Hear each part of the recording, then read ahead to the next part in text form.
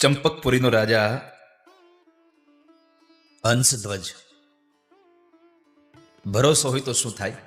ભગવાન કેટલા દયાળુ છે એનો એક બહુ સત્ય ઘટનાનો પ્રસંગ છે. બહુ ધર્માત્મા હતો, બહુ શુરવીર હતો અને ભગવાનનો પરમ ભક્ત હતો. એ રાજાનો એક નિર્ણય હતો અને એક નિયમ હતો કે જે માણસ ભગવાનનો ભક્ત ન હોય એ મારા રાજ્યમાં ક્યારેય રહી નહીં. ભગવાનના ભક્તો હોય, ભગવાનની પૂજા કરતો હોય, ભગવાનમાં જેને ભાવ શ્રદ્ધા હોય એ મારા રાજ્યમાં રહે. એક વખતના સમયે ભગવાન શ્રી કૃષ્ણના દર્શનની લાલસે પાંડવોના અશ્વમેધનો જે યજ્ઞ છે એ અશ્વમેધ યજ્ઞમાં જે અશ્વ હતો એ અશ્વને રાજા હંસધ્વજે બાંધી લીધો છે અને એ અશ્વને છોડવા માટે પાંડવો આવે છે, પણ એ પાંડવોના આ અશ્વને છોડતો નથી રાજા હંસધ્વજ.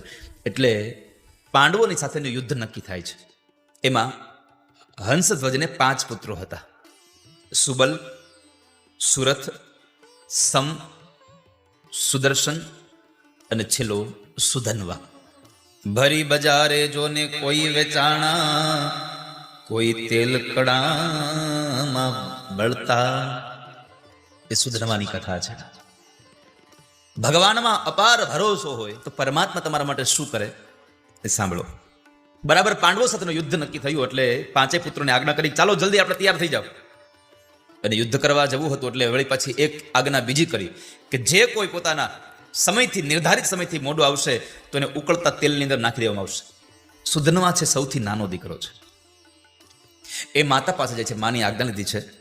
માને કહે છે, માં, હું મુક્તિ વરદાતા ભગવાનને મળવા જાઉં છું. હું એને મુક્તિ વરના મળવાની ઈચ્છા ચાહું છું. એના માટે મારે શું કરવું? ત્યારે માએ કીધું, બેટા તું એક કામ કર, તું યુદ્ધની અંદર, ધર્મની અંદર, એ યુદ્ધની અંદર અર્જુનને પછાડી દે. તું અર્જુનને પછાડીશ ને તો ભગવાન તારી સામે આવશે અને કદાચ કૃષ્ણ તારી સામે આવે. જો એક માં શું શિખામણ આપે છે સાંભળજો. તું પાંડવોની અંદર એમાં અર્જુનને પછાડી દે એટલે કૃષ્ણ તારી સામે આવશે, અને કૃષ્ણ તારી સામે આવે એટલે તું ડરતો નહીં, કારણ કે પ્રભુની સામે મરનારો માણસ પોતાની 21 પેઢીઓને તારીને જાય છે. એની બધી પેઢીઓ તરી જાય છે. અને બરાબર સુધન્વા માના આશીર્વાદ લઈ અને આજ્ઞા લઈને નીકળે છે અને દરવાજા ઉપર, દ્વાર ઉપર એની પત્ની પ્રભાવતી એક પુત્રની ઈચ્છાને લઈ અને દ્વાર પર ઊભી છે. પ્રાર્થના કરે છે કે આપ યુદ્ધમાં જાઓ છો, મારી ના નથી, પણ એક મારી ઈચ્છા છે, મારી ઈચ્છાને સમાપન કરતા જાઓ. મને સૌ પ્રથમ ગર્ભને આપતા જાઓ, મને પુત્રની પ્રાપ્તિ થાય એવું કંઈક આપતા જાઓ. કારણ મારી ઈચ્છા છે કે કદાચ તમે યુદ્ધમાં જીતી જાઓ તો બરાબર છે, પણ યુદ્ધમાં ન જીતો અને વીરગતિ પામી જાઓ તો તમારા એ જીવને, તમારા આત્માને એક અંજલિ આપવા માટે એક પુત્રની પ્રાપ્તિ મને જોઈએ છે. મને પુત્ર આપતા જાઓ, મને પુત્ર પ્રદાન કરતા જાઓ. સુધન્વા પોતાના પત્નીને બહુ સમજાવે છે, પણ બન્યું એવું, અનેક પ્રયત્નો કરવા છતાં પણ સુધન્વા પોતે સફળ ન થયો. એમાં વિજય થયો છે પત્ની. ત્યારબાદ સ્નાનાદિ કર્મ કરી, પ્રાણાયામ કરી અને ફરી પાછા રથમાં બેસી અને જવા માટે નીકળે છે. સુધન્વા મોડા આવે છે. પિતાએ કારણ પૂછ્યું કે બેટા તું કેમ મોડો આવ્યો? તું શા માટે અહીંયા મોડો આવી શકો છો? સુધન્વાએ સ્પષ્ટપણે પોતાના મોડા આવવાનું બધું જ કારણ બતાવી મૂક્યું. પિતાશ્રી, મારું મોડું આવવાનું મૂળ કારણ આ છે. ત્યારે સુધન્વાના પિતાએ કહ્યું હંસધ્વજે કે બેટા, જો પુત્રથી જ આપણને મુક્તિ મળતી હોત તો શુકર ને ડુકર ને બધાને મોક્ષ ન મળી જાત. માત્ર પુત્રથી જ જો આપણને મુક્તિ મળતી હોત તો આ બધા પશુ પક્ષીઓ છે એને પણ દીકરાઓ થાય જ છે, તો એને મુક્તિ ન મળતી હોત. આ જગતમાં મુક્તિ મળે છે માત્ર પરમાત્માની પ્રાપ્તિથી. અને એટલો બધો ક્રોધમાં આવી ગયા હંસધ્વજ રાજા, એણે આજ્ઞા કરી કે જાઓ અને તેલમાં નાખી દો. પુરોહિતને પૂછવામાં આવ્યું છે. રાજા હંસધ્વજના 2 પુરોહિત હતા, શંખ અને લિખિત. આ બેને પૂછવામાં આવ્યું કે હવે આનું શું કરવું? આ 2 પુરોહિતો રાજા હંસધ્વજ ઉપર ક્રોધે ભરાયા છે કે પોતાના પુત્રની વાત આવી એટલે પોતે પક્ષપાત કરી અને એમને પૂછવા લાગ્યો છે. ક્રોધે ભરાયેલા આ પુરોહિતો કઈ બોલે બીજું કાંઈ. આ બાજુ સુધન્વાએ તેલ ગરમ કરાવ્યું છે, કારણ કે સુધન્વા પોતાના પિતાની આજ્ઞાનું પાલન કરવા ચાહે છે. પણ એ સમયે ઉકળતા તેલની એ કડાઓની અંદર, જેમ ઉકળતા પાણીમાં તમે બટેટું નાખો જેમ બફાઈ જાય એવું તેલ ઉકળી રહ્યું છે. અને એવા સમયે ગળાની અંદર તુલસીની માળા ધારણ કરી છે. અને મુખમાં ભગવાનનું નામ ધારણ કર્યું છે. મુખમાં ભગવાનના નામને ધારણ કરી હે ગોવિંદ, હે મુકુંદ, હે ગિરિરાજ, હે માધવ, હે મધુસૂદન, ભગવાનના એક પછી એક નામોને યાદ કરે છે. સુધનવાએ કહ્યું, પ્રભુ મારી ઈચ્છા છે કે તમારા ચરણોમાં, મારી ઈચ્છા છે કે તમારા ચરણોમાં મારા દેહનો ત્યાગ થાય. ભગવાનને પ્રાર્થના કરી અને સુધનવા કૂદકો મારીને તેલમાં કૂદી પડે છે. પણ બન્યું એવું છે કે સુધનવાની પ્રાર્થના એટલી બધી ભાવથી હતી કે જેમ પ્રહલાદ માટે અગ્નિ જેમ શીતળ થઈ ગયો તો એમ આજ અહીંયા સુધનવા માટે ઉકળતું તેલ શીતળ બની ગયું છે. એનો એક માથાનો કે હાથનો પગનો એક પણ રૂવાડું ખરડાયું નથી. આજે સુધનવા માટે તેલ શીતળ બન્યું છે. આ વાતને લઈ અને હંસધ્વજ અને પુરોહિતો બંને ત્યાં આવ્યા છે. શંખ અને લિખિત બે આવ્યા છે. બેને ભરોસો બેસતો નથી. એટલે પુરોહિતોએ ત્યાં ઉભેલા દૂતોને પૂછ્યું કે આને કઈ શરીરે લગાડ્યું એવું કાંઈ? આ બે બળતા નથી. એટલે દૂતે કહ્યું લગાડ્યું તો કઈ નથી, પણ એમણે ભગવાનનું નામ લઈને અંદર કૂદ્યો છે. બાકી એને કોઈ ઔષધિઓ લગાડી દીધી હોય એવું કઈ છે નહીં. પુરોહિતને હજી પણ શાંતિ નથી એટલે એને શ્રીફળ મગાવ્યું. આવું બને જ કેમ?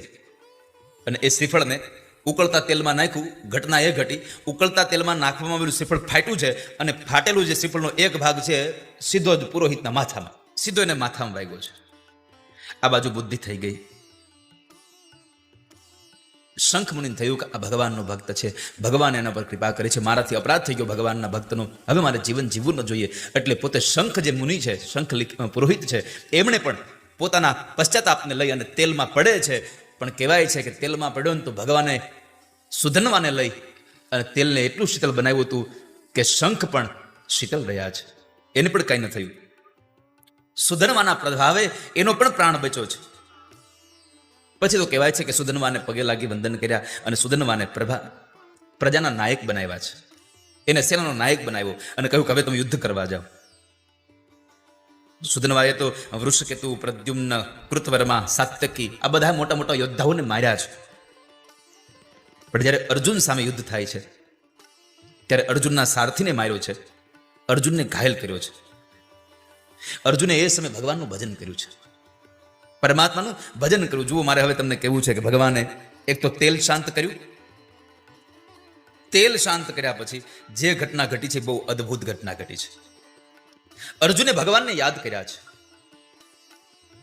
અને અર્જુને જ્યારે જ્યારે પણ એને દુઃખ આવ્યું ત્યારે તમે જુઓ ભગવાનને અશ્વત્થામાએ બ્રહ્માસ્ત્ર ચડાવ્યું અને અર્જુનના આખા શરીરમાં જ્યારે અગ્નિ ઉપડી ત્યારે અર્જુન એટલું જ બોલ્યા, કૃષ્ણ કૃષ્ણ મહાબાહો ભક્તાનાં. હે કૃષ્ણ, તમે તો મહાબાહો છો, ભક્તોના દુઃખને દૂર કરનારા છો. અહીંયા અર્જુને ભગવાનને પ્રાર્થના કરી છે. બંને લોકોએ પ્રતિજ્ઞા કરી છે. અર્જુને પ્રતિજ્ઞા કરી અને સુધનવાએ પ્રતિજ્ઞા કરી છે. અર્જુને કહ્યું કે મારી પ્રતિજ્ઞા છે કે 3 બાણમાં તારું મસ્તક ઉતારી ન નાખું તો મારા પૂર્વજો પુણ્યમાંથી નીકળી અને નર્કમાં જાય. અર્જુને પ્રતિજ્ઞા કરી કે 3 બાણમાં હું તારું મસ્તક ઉતારી લઉં અને સુધનવાએ પ્રતિજ્ઞા કરી કે હું તારા 3 બાણને કાપી નાખું. પછી કહેવાય છે એક બાણ માર્યું એને કાપી નાખ્યું સુધનવાએ, બીજું બાણ માર્યું એને કાપી નાખ્યું. 2 બાણ કપાઈ ગયા, હવે 3જું બાણ છે. અને પછી જ્યારે રામા અવતારનું પુણ્ય અર્પણ કરીને જ્યારે 3જું બાણ ચડાવે છે ત્યારે જે ઘટના ઘટી એ બહુ અદ્ભુત હતી. ભગવાને બેવની લાજ રાખી. એ શું કર્યું તો કહે છે કે 3જું બાણ જ્યારે અર્જુને માર્યું પણ બાણના આગળના ભાગમાં સ્વયં કાળ સ્વરૂપે ભગવાન બેઠા છે અને એ સુધનવાએ 3જું બાણ સામે માર્યું. અર્જુનના બાણના વચ્ચેથી 2 કટકા થયા પણ આગળનો જે ભાગ હતો એ ભાગથી એમને કાળ રૂપે ચાલ્યું ગયું અને સુધનવાનું મસ્તક કપાયું છે. ભગવાને બેવની લાજ રાખી છે. અને આ દુનિયામાં ભગવાન, મેં આગળ પણ કહ્યું હતું કે જ્યારે કોઈ કાંઈ ન કરી શકે ત્યારે ભગવાન કરે, જ્યારે ભગવાન કરે ત્યારે એમાં કોઈ કાંઈ ન કરી શકે. દ્રૌપદીના સ્વયંવરમાં ગયા ભગવાન અર્જુનને લઈને, અને આપણે બધા જાણીએ છીએ કે પાણીના એ કુંડની વચ્ચે એક સ્તંભ ઉભો કરવામાં આવ્યો. એ સ્તંભની ઉપર માછલી ગોળ ફરતી હોય અને એવા સમયે એ ત્રાજવાની અંદર 2 પગ રાખી અને માછલીને વીંધવાની. ભગવાન કહે છે, અર્જુન બંને પલ્લાની અંદર પગ સરખા રાખજે. હા પ્રભુ. નિશાન એકદમ બરાબર લગાવજે. હા પ્રભુ. નજર ચૂકતો નહીં. હા પ્રભુ. ધૈર્ય રાખજે. હા પ્રભુ. પછી અર્જુને કીધું, પ્રભુ આ બધું હું કરીશ, તમે શું કરશો? અને ભગવાન કહે છે, તું જે ન કરી શકે એ હું કરીશ. તું જે ન કરી શકે એ હું કરીશ. અરે પણ એવું તમે કરશો હું? ભગવાન કહે છે, પાણીને સ્થિર હું રાખી દઈશ સમયે. તો ભગવાન જે કરી રહ્યા છે, સુધનવાની પ્રાર્થના હતી અને એ સુધનવાને તેલ પણ શાંત થઈ ગયું, તેલ શીતળ બની ગયું. પોતાની પ્રતિજ્ઞા ભગવાને ન તૂટવા દીધી. આ કથા મને તમને બતાવે છે, ભગવાનમાં જો ભરોસો શ્રદ્ધા હોય તો ભગવાન તમારી ઈચ્છા સંપન્ન કરનારા છે. ચિત્ર વિચિત્ર ઘટના કેવી છે જગતની. મોટા મોટા વૃક્ષોને, થડને સૂંઢમાં પકડી અથવા તો પોતાનું માથું મારી અને હાથી પછાડી નાખે, તોડી નાખે. હાથીને બાંધેલો કોઈ જોયો ક્યારે? જેમ આપણા આંગણામાં રહેલા આપણે ગાય, ભેંસ, બકરી, બળદ, આ બધાને આપણે બાંધીએ છીએ, એમ હાથીને બાંધેલો તમે જોયો કોઈ? ક્યાં બાંધે? પગમાં. દોરી કેવડી હોય? સામાન્ય દોરી હોય આપણી. કપડાં સુકવવાની દોરી હોય એવી જાડી એવી પતલી દોરીથી હાથીના પગની અંદર એક ગાંઠ મારી અને વૃક્ષ સાથે અથવા તો કોઈ ખીલા સાથે બાંધ્યો હોય. હાથી ન તોડી નાખે? એનાથી દોરી તૂટી ન જાય? તૂટે કે ન તૂટે? મોટા મોટા હાથ વૃક્ષને જે તોડી નાખે એ નાની એવી પતલી દોરી આમ તોડી ન નાખે આટલું મારી? છતાં હાથીથી એ દોરી તૂટતી નથી. શું કામ? એને જ્યારથી જન્મો છે ત્યારથી એને બાંધવામાં આવ્યો છે, એટલે એના મનની અંદર એક લઘુતા ગ્રંથિ બંધાઈ ગઈ છે. મારાથી બધું તૂટી જાય, આ દોરી ન તૂટે. એ મનુષ્યના જીવનમાં ઘણી બધી ઘટનાઓ એવી ઘટી છે, ઘણી બધી એવી લઘુતા ગ્રંથિઓ બંધાઈ ગઈ છે. મારાથી આ ન થાય, અમને થોડા ભગવાન મળે. અરે શું કામ ન મળે વાલા ભગવાન? હું આમ ન કરી શકું, હું આમ ન કરી શકું. જીવનમાં યાદ રાખજો, તમારી જિંદગીની ડિક્શનરીમાં મારાથી આ નહીં થાય એવો શબ્દ હોવો જ ન જોઈએ. હું પ્રયત્ન કરું, ઠાકોરજીની અનુકૃપા ભળશે, ભગવાનનો અનુગ્રહ થશે તો સફળ થઈ જશે. અને આપણે તો માત્ર પ્રયત્ન જ કરવાના છે. આપણે ક્યાં કોઈ જાતનું કઈ બીજું કરવાનું છે? કામ પૂરું કરવું કે અધૂરું રાખવું એ તો ભગવાનના હાથમાં છે. આપણા હાથમાં કશું નથી. એ બધું ભગવાન પાસે છે. એ તો આપણે ખાલી એમ જ માની રહ્યા છે કે આ બધું મેં કર્યું છે, આ મેં કર્યું છે. માનવ જાણે મેં કર્યું, કરતુલ દૂજો કોઈ. આજ રહ્યા બધા અધવચમાં રહે, મારો હરી કરે સોય.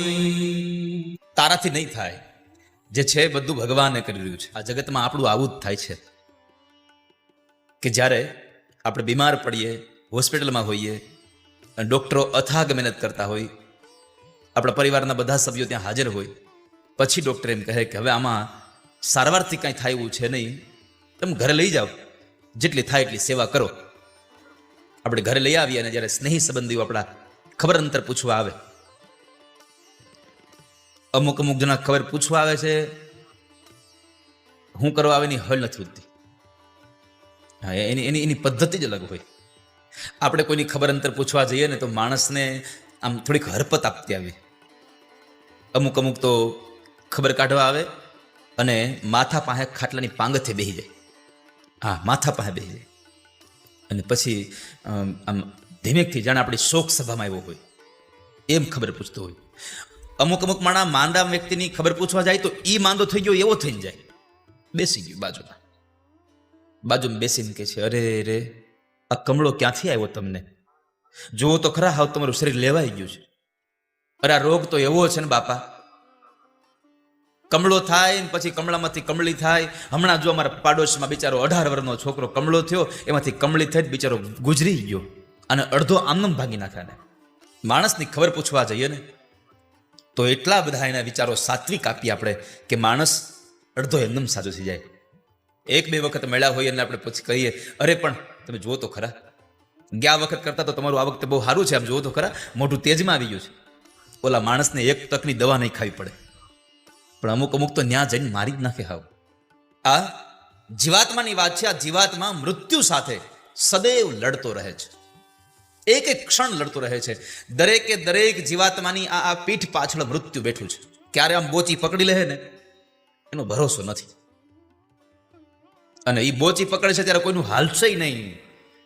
તને મોટા ઘરનું તેડું જ્યારે આવશે, આના કાની જરીએ ન ચાલે, જ્યારે એ બોલાવશે તને મોટા ઘરનું તેડું જ્યારે આવશે.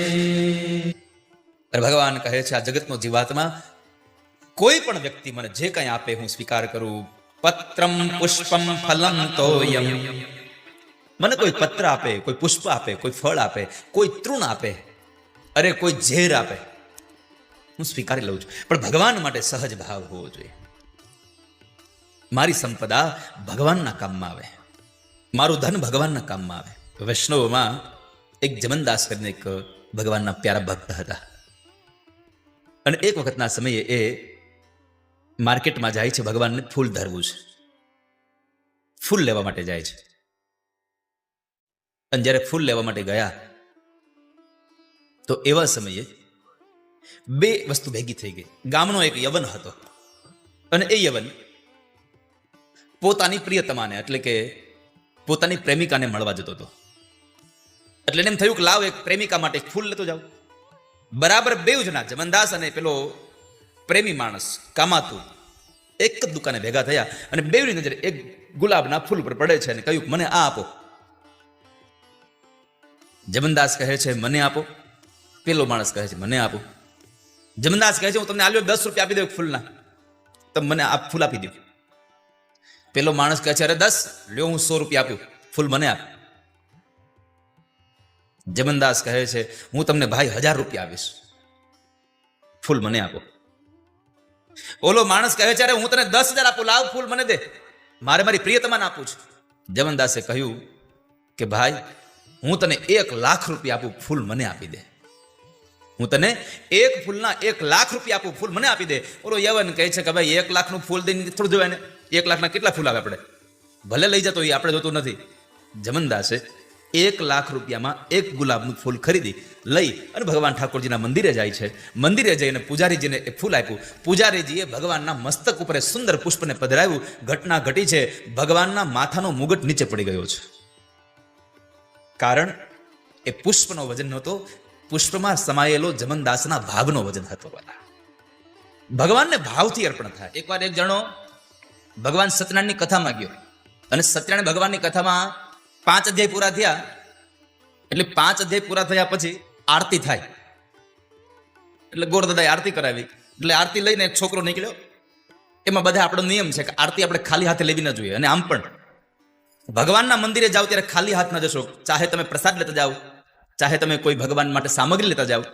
પરમાત્માની કથામાં જઈએ, પરમાત્માના મંદિરે જઈએ, ખાલી હાથ ક્યારેય ન જઈએ. તો આરતી લેવાનો વારો આવ્યો. એટલે આરતીમાં આપણે પ્રણાલિકા ચાલી આવે છે કે આરતીમાં કંઈક પધરાવવું જોઈએ. એટલે એક ભાઈ આમ ખીચામાં હાથ નાખ્યો. ખીચું થોડુંક ઊંડું હતું ને 1 રૂપિયાનો સિક્કો ગોત્યો અને આમ સિક્કો ગોતી અને સિક્કો નાખ્યો. 2 હાથથી આરતી લીધી. 1 રૂપિયાનો સિક્કો નાખીને કીધું મારા છોકરાને 12માં પાસ કરી દેજો. આરતી 2 જોણ આગળ ગઈ. પાછળથી એક ભાઈએ રૂપિયાનો સિક્કો નાખ્યો તો એને હાથ અડાડ્યો. એટલે પાછળ જોયું. એટલે પાછળવાળા ભાઈ એને 2,000ની નોટ આપી. એટલે જેને 2,000ની નોટ આપીને એને લઈ અને આરતી નાખી દીધી. આરતી થોડી દૂર ગઈ. એટલે પાછળ બેઠેલા માણસે પૂછ્યું કે ભાઈ તમે ગામમાં જ્યાં સત્યની કથા હોય ત્યાં જાઓ? કે આમંત્રણ હોય ત્યાં જઈએ આપણે. બધી આરતી લ્યો? હા લઉં ને. એ કે તો બધે 2,000 નોટ નાખો? એ કે ના મેં તો રૂપિયો નાખ્યો. અરે આ તમે 2,000 નોટ નાખીને? એ કે તો તમે અંબાવી? અરે એ તમારી ખિસ્સામાંથી પડી ગઈ હતી, એ મેં તમને અંબાવી હતી કે. અને પછી એને મહાપ્રસાદ કાવાણી સાહેબ જે ગળ્યો લાગ્યો છે ને, જેમ ભગવાન તમને આપે છે એમ તમે ભગવાનના કાર્યમાં તમારી સંપદાને નહીં વાપરો તો પરમાત્માને તમારી પાસેથી થપ્પાટ મારીને લઈ લેતા પણ આવડે છે વાલા. એમાં સંશય નથી. એક ડોશીમાં છે ને બાપુ હાવ લોભી હતા. હાવ લોભિયા. કોઈ દી કોઈને રૂપિયો દાનમાં ન આપે. એમાં બરાબર એની પાસે 1,00,000 રૂપિયાની સંપદા ભેગી થયેલી અને ડોશીમાં હવે વૃદ્ધ થઈ ગયેલા, એટલે ક્યારે ઘડો લાડવો થઈ જાય એનું કંઈ નક્કી નહોતું. તો ગામના લોકો કીધું, અરે ડોશીમાં આટલા બધા પૈસા છે, ક્યાંક તો કોકને તો દાનમાં આપો, ક્યાંક તો સારા કામમાં વાપરો. એટલે માજીના આ શબ્દો એક વખતના લાગેલા. એટલે એમાં બરાબર વૈશાખ મહિનો હતો અને ગામમાં એક કથા બેઠેલી.